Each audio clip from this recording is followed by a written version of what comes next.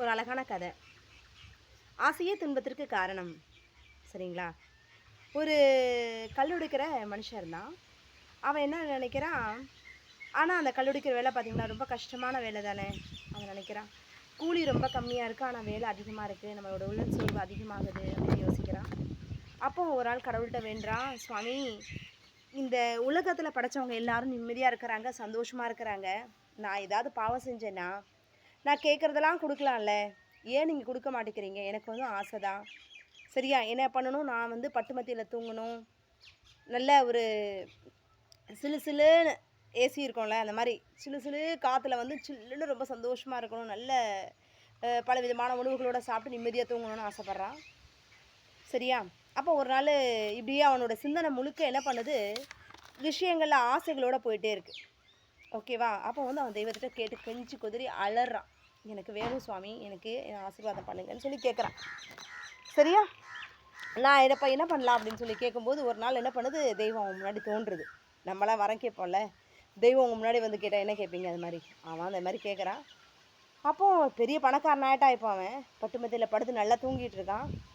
அப்போ அவன் வீடு மாளிகையை கிராஸ் பண்ணி ஒரு ராஜா போறாரு. அவன் பின்னாடி வந்து முன்னாடி பின்னாடி பார்த்தீங்கன்னா 4 குதிரைகள் போகுது. போர் வீரர்கள்லாம் போறாங்க. இத பார்த்தோன்னே எனக்கு ரொம்ப ஆசையாயிடுச்சு. நானும் இந்த ராஜா மாரி வாழணும்னு ஆசைப்படுறான். சரியா? அப்போ தெய்வத்துக்கு திரும்ப கோரிக்கை வைக்கிறான். தெய்வம் என்ன பண்ணுது, அவ்வண்ணமே ஆக்குகன்னு சொல்றாரு. இப்போ ராஜாவாயிட்டான். அதே மாரி நகர்வலம் போறான். போயிட்டு இருக்கும்போது பார்த்தீங்கன்னா, அவனுக்கு வேர்த்து கொட்டுது. முடியலப்பா! சுட்டெரிக்குது வெயிலு. இந்த சூரியன் தான் பெருசு, இந்த ராஜாவை விட. அப்போ அந்த சூரியனா மாறணும்னு ஆசைப்படுறான்.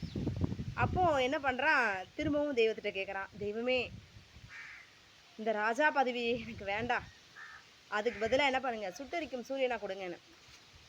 சுட்டெரிக்கும் சூரியனா கேட்ட உடனே தெய்வம் என்ன பண்ணிடுச்சு, அப்படியே ஆகுகன்னு சொல்லிடுச்சு. இப்போ சூரியனா மாறிட்டார். எல்லாரும் எரிக்கிறாரு. தன்னோட தீக்கதிர்கள் மூலம் அப்படியே எல்லாரையும் அவ்வளோதான். ஸ்வஸ்தி.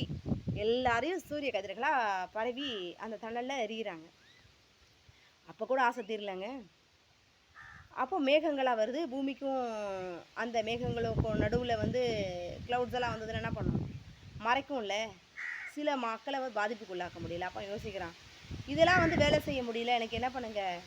இந்த வேலையை எனக்கு விட்டுட்டு என்னை வந்து என்ன பண்ணுங்க? மேகமாக்கிடுங்க அப்படின்னு சொல்லி கேட்குது.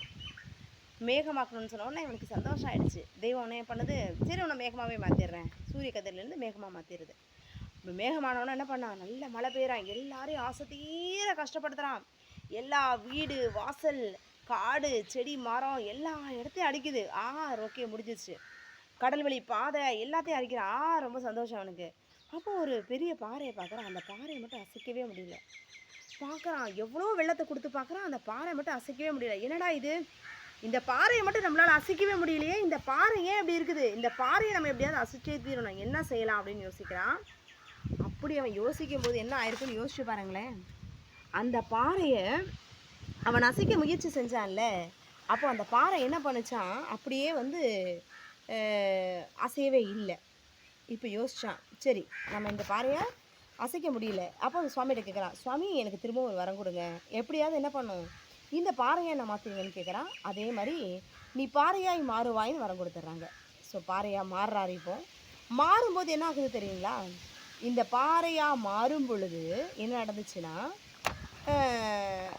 அங்கேருந்து ஒரு 4 மனுஷங்க வராங்க. அவங்க கல் உடைக்கிறாங்க. கல் உடைக்கிறவங்க என்ன பண்ணுவாங்க, இந்த சிறு சிறு உளிகள்லாம் வச்சு என்ன நல்லா உடைக்கிறாங்க. உடைக்கும்போது பார்த்தீங்க அப்படின்னா, அந்த கல் சுக்குநூறாகி பாறை உடையுது. அப்போ இது அந்த ஆஹா, நான் வந்து என்ன பண்ணியிருக்கணும், அந்த கல் உடைக்கிற மனுஷன் தான் உயர்வானவன். ஏன்னா அந்த பாறையவே உடைக்கிறானே ஒருத்தன், அவன் தானே கிரேட்டு. அப்போ அவனை மாதிரியே நான் மாறணும்னு கேட்குது. எப்படி பார்த்தீங்களா? இப்போலாம் நிறைய பேர் ஆசைப்படுறாங்கல்ல, நமக்கு கிடைச்ச விஷயத்தை விட கிடைக்காத ஒரு விஷயம் எனக்கு இது கிடைச்சிருந்தா நல்லாயிருக்கும், எனக்கு இதுதான் வேணும் அப்படின்னு கேட்குறாங்களா இல்லையா? அதுதான் இந்த கதை. சரிங்களா? ஒரு ராஜா பார்த்தோம்.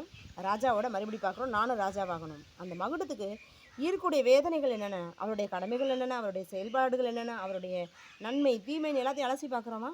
கிடையாது. பெயின் ஜாஸ்தியாக இருக்கும்.